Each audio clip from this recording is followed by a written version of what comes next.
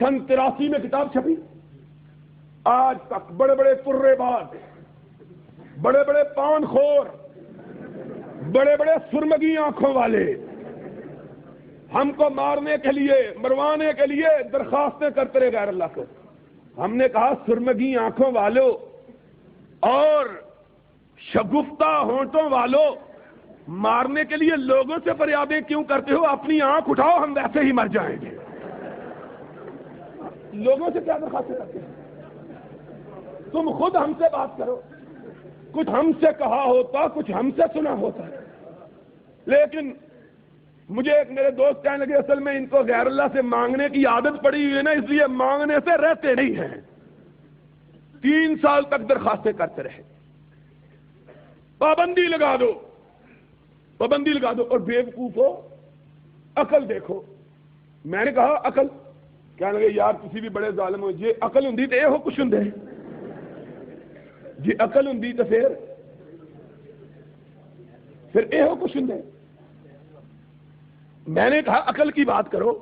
کتاب عربی زبان میں چھپی ہے، پابندی پنجاب میں لگوا رہے ہو، ہے کوئی عقل کی بات؟ اور جس گورنر کو کہتے ہو اللہ کے فضل و کرم سے اس گورنر کو بسم اللہ پڑھنی نہیں آتی ہے. اب کیا ہے گورنر کی بات، ماشاءاللہ جا رہا ہے ایسی کی تیسی ان کی.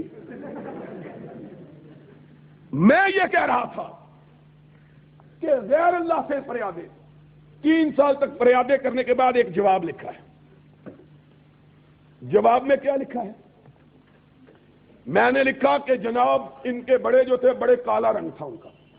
یہ کو میں نے تنظیم نہیں لکھا، ویسے میں نے سراپا بیان کیا کہ ان کا رنگ اتنا کالا تھا کہ اس کو دیکھ کر شب کی سیاہی بھی آدمی کو بھول جاتی تھی، اتنا کالا رنگ. اور میں نے کہا، میں نہیں کہتا، ان کے بیٹے نے کہا ہے، ان کے بھتیجے نے اپنی کتاب میں لکھا ہے کہ رنگ گہرا گندمی تھا. رنگ، یہ گہرا گندمی کیا ہوتا ہے؟ گندمی تو ہوا مولی سلیمان کا، اور گہرا گندمی کس کا ہے؟ کوئی ایسے بیٹھا تھا، کوئی بندہ اٹھ کے کھلو جائے، کوئی نہیں ادھر جا کے دیکھ لیں گے. گندمی تو ہم نے سنا ہے، یہ گہرا گندمی کیا ہوتا ہے؟ اور پھر یہاں نہیں کہا، یہ نہیں کہا، ان کے بھتیجے حسنین رضا نے خود لکھا، کیا لگا لیکن زمانے کی گردشوں سے وہ گہرا گندمی رنگ، اس کی چمک بھی ختم ہو گئی. اس کی چمک بھی، کیا مطلب ہے؟ اب کوئی بات باقی رہ گئی ہے؟ کوئی بات رہ گئی ہے باقی؟ یہ میں نے ویسے ہی چلتے چلاتے لکھا، کوئی بات نہیں تھی. اب رنگ تو اللہ کے دیے ہوئے ہیں. اب جناب اس کا جواب لکھا ہے بڑے غصے سے. کہنے لگے جھوٹ بولا اس بھابی نے، حضور کا رنگ بالکل گہرا نہیں تھا رنگ، بلکہ گاڑھا تھا. کتابت کی غلطی سے گاڑھے کو گہرا لکھ دیا ہے. میں نے کہا ہوئے تم دوست جس کے دشمن اس کا آسماں کیوں ہو، جس کے وکیل صفائی تم ہو انشاءاللہ اس کو پھانسی لگنے سے کوئی بچا سکتا. مجھے بات یاد آ گئی، ہمارے دوست ہیں رفیق باجوہ صاحب، نیازی صاحب کا کیس تھا. نیازی صاحب کو 1 مہینے کے لیے سزا گورنمنٹ نے دی، 1 مہینے کے لیے جیل میں بھیجا اپنے نیازی صاحب. باجوہ صاحب ان کے وکیل مقرر ہوئے، سزا کی مدت ختم ہو گئی، باجوہ صاحب کے دلائل ختم نہیں ہوئے. میں عدالت میں گیا، تو ہے نا سیاسی. میں نے کہا نیازی صاحب یہ پھانسی لگنا سی تو کنے پیسے دیتے جے وکیل نو؟ کہنے لگے 3200 روپیہ. میں کہا کم 32 روپیہ میں کرنے تیار تھا، یہ پھانسی لگنا تو پھر 300 روپیہ دینے کی ضرورت ہے. میں نے کہا باجوہ صاحب ایک نئی درخواست دے رہے ہیں مزاح کو. میں نے کہا کہنے لگے کیا؟ میں نے کہا انہوں نے آج درخواست دینی ہے چیف جسٹس کو کہ ان کی نظر بندی کی میعاد میں توسیع کر دی جائے تاکہ میرے دلائل ختم ہو جائیں. یعنی رہائی کے لیے کیس لڑ رہے ہیں اور اس کی نظر بندی کے دن ختم ہو گئے، دلائل ختم نہیں ہوئے ہیں. یہ حال ہے ان کا. کہنے لگے گہرا نہیں، وہ تو کتابت کی غلطی، گاڑھا رنگ تھا. میں نے کہا اس نے تو بیچارے نے لحاظ کیا، ملا تو نے گاڑھے پر لک پھیر دی ہے. یہ جواب ہے. یہ جواب دیا ہے. کاش اہل حدیثوں کا یہی تو قول ہے اپنے نبی کی اقتداء میں. قل ہاتوا برہانکم ان کنتم صادقین. اپنی زبانوں کو تلواریں اور اپنی کلموں کو بندوقیں مت بناؤ، دلیل سے بات کرو. تم کہتے ہو سعودی عرب نے قبریں گرا دی ہیں، ظلم کیا.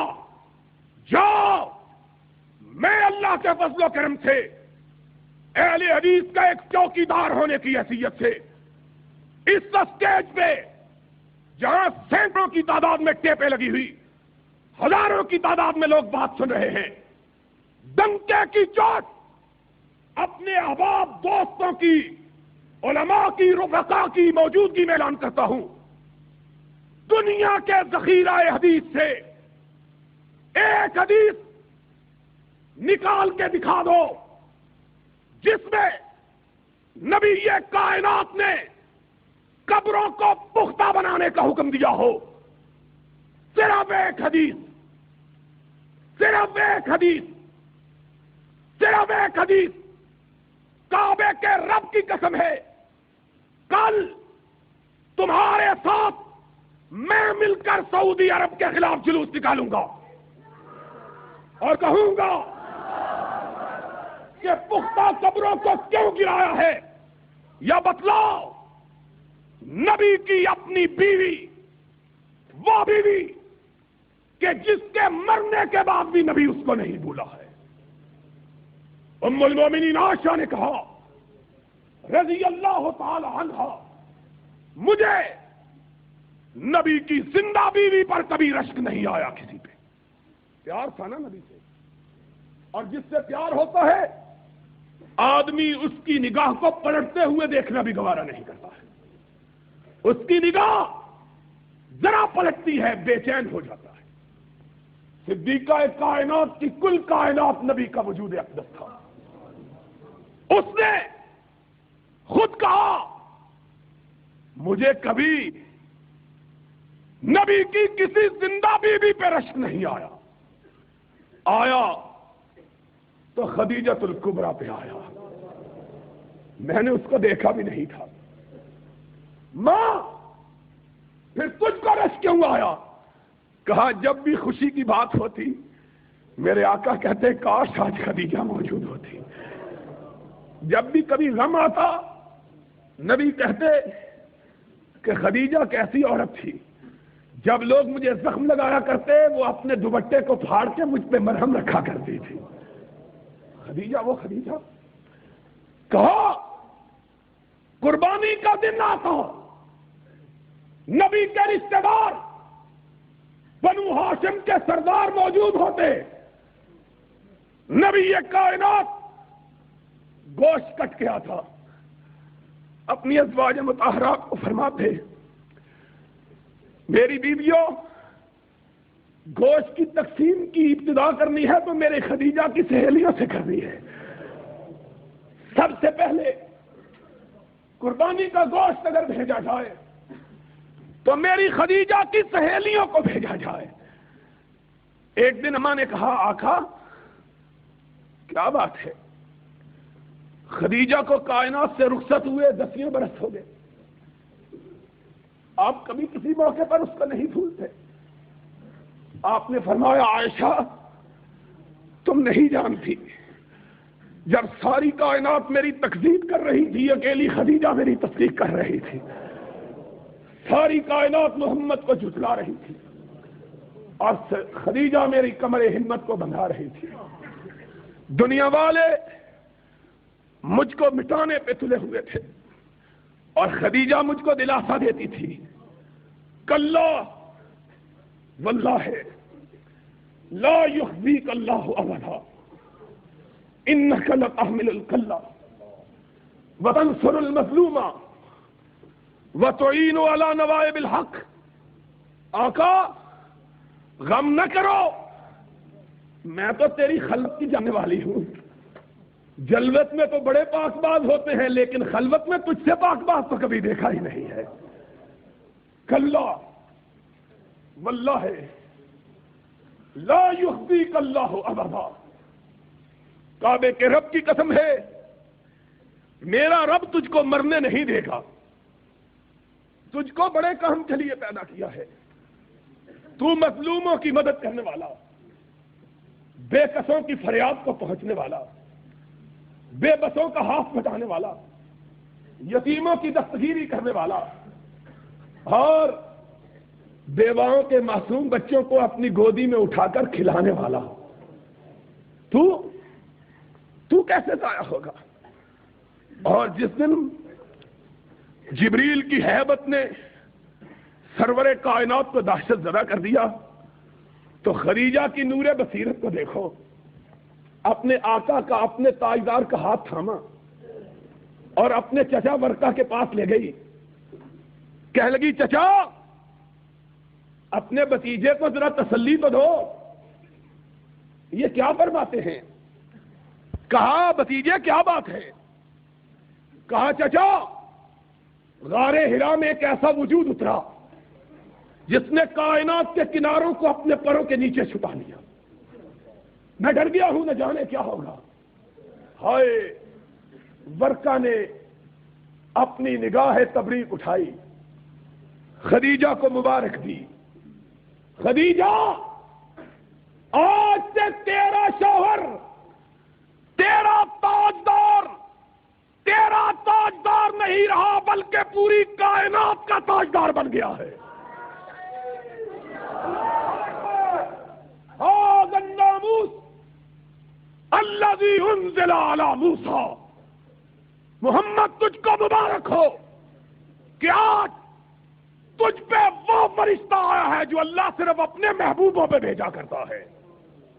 هذا الناموس، اور پھر اپنے اوپر نگاہ ڈالی، یا لیتنی کنت جزا، کاش، ہائے ہائے کتنی مبارک عورت ہے، اس کے رشتہ دار کتنے مبارک ہیں، اس کا نور بصیرت دیکھو لے کے کس کے پاس آئی ہے، یہ ہے نور بصیرت۔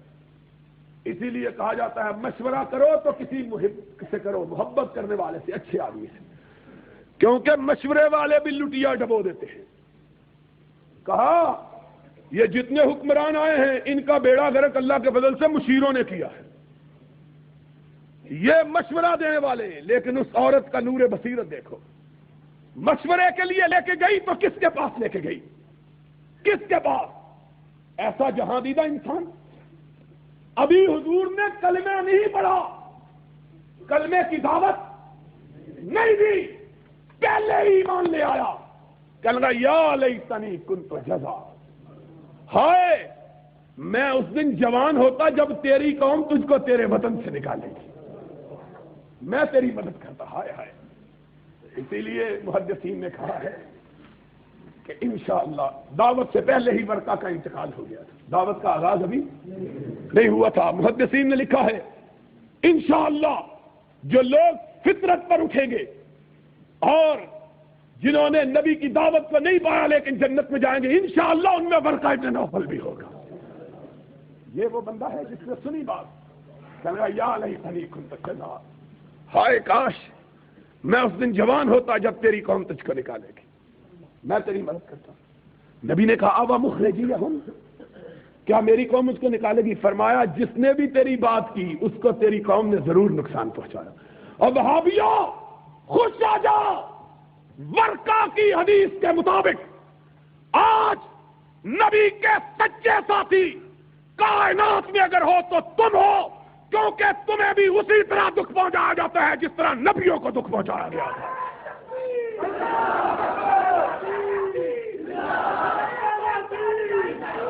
اور سبب وہی ہے جو نبیوں کو دکھ پہنچانے کا سبب تھا۔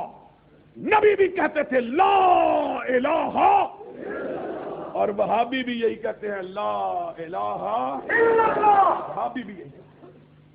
آج ہم کو کہتے ہیں شریف نواز پھول چڑھا آیا ہے،